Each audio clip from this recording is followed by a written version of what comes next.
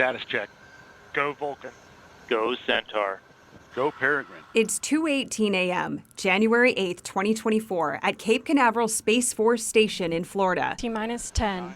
Back in Pittsburgh, monitors glow in a room built from scratch. A mission control between fast food restaurants and Steel Memories.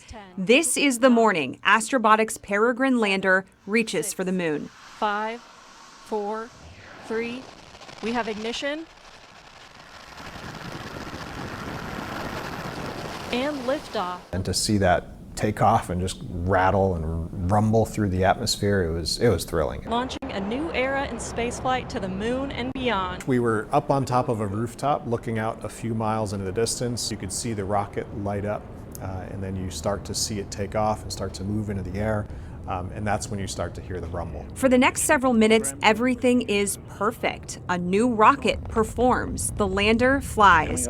Astrobotic founder and CEO John Thornton gives his first interview, beaming with excitement. It's a dream. This is the moment we've been waiting for 16 years, and I'm standing in mission control. The next 30 minutes were filled with confidence that Pittsburgh was about to become the first city where a private company would touch down on the moon. So the spacecraft has an automatic sequence of, okay, turn on the radio, turn on the avionics, and establish communication back to Earth. And that's a nail-biting moment just in itself, because that's a system that we built, software that we wrote, and we established communication, and it was great. It was perfect. It was about an hour into the mission, though, that the first signs of trouble came. Slowly, we saw that pressure rise in the fuel tank, and we knew it right away. We're like, uh-oh, this is bad.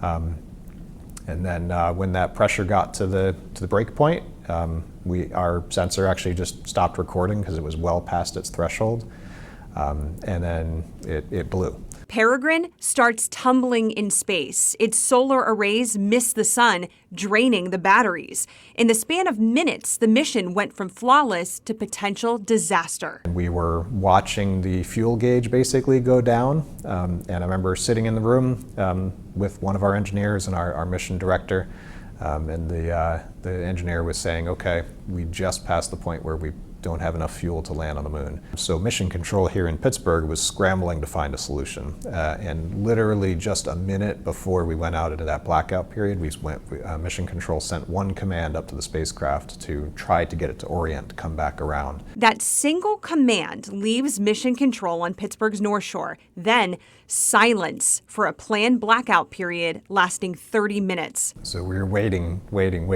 through that blackout period. Is the spacecraft going to come back alive? And then ultimately it kicked back on the other side, and we saw the battery had risen in charge, and it was slowly rising. So the solar had turned around. The spacecraft was pointed toward the sun. It was stabilized.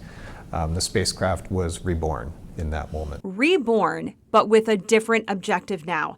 Astrobotic's mission was forced to pivot from moon landing to meaning, an attempt to turn failure into evidence they could use in the future. And for the entire 10 days, we were flying the mission from Pittsburgh.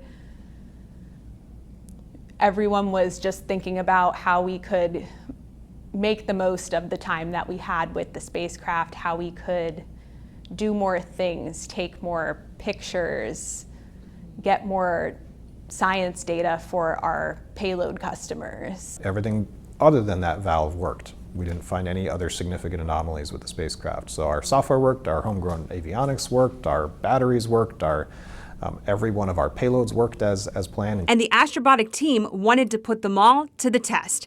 Peregrine was assembled entirely at Astrobotic's headquarters on the North Shore in Pittsburgh. The systems to fly it were also built there from the ground up, unheard of in a city not traditionally known as a space city like Houston. I was doing mission operations and mission control, so writing the procedures for flight, making sure that our ground software was developed correctly. So that's the software that we use here in our mission control center on the ground that talks directly to the spacecraft and commands it. At any point, was there anyone on your team or maybe you yourself that said, wait, we're building like a mission control in Pittsburgh between the Wendy's and the McDonald's?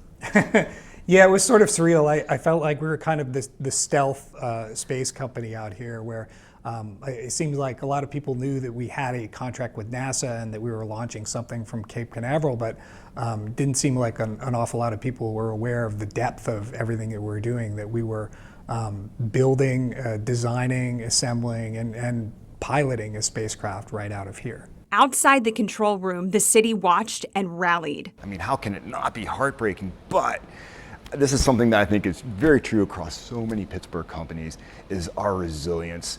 And I don't always like using the word grit, but there's a level of grit going on there where and they fully understand the chances of doing this are really tough. They even had one of NASA's most experienced astronauts cheering them on. Welcome aboard the Columbus module. Pittsburgh's own Mike Fink, who spoke to us from the International Space Station. It's a failure when things don't work the way you want them, right? And that's life sometimes. Sometimes things don't work, but it's what you do about it with the data that you gathered.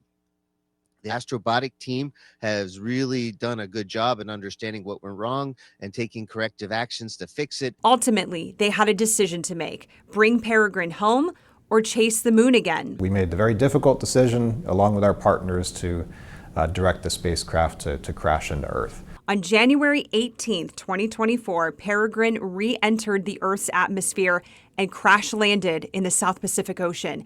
What the team was left with were lessons. So our system was what's called single string, meaning that each thing in the vehicle had to work in order for it to be successful, and one of them didn't. Astrobotic is now using all of the data Peregrine collected for its next mission, Griffin, set to launch in 2026.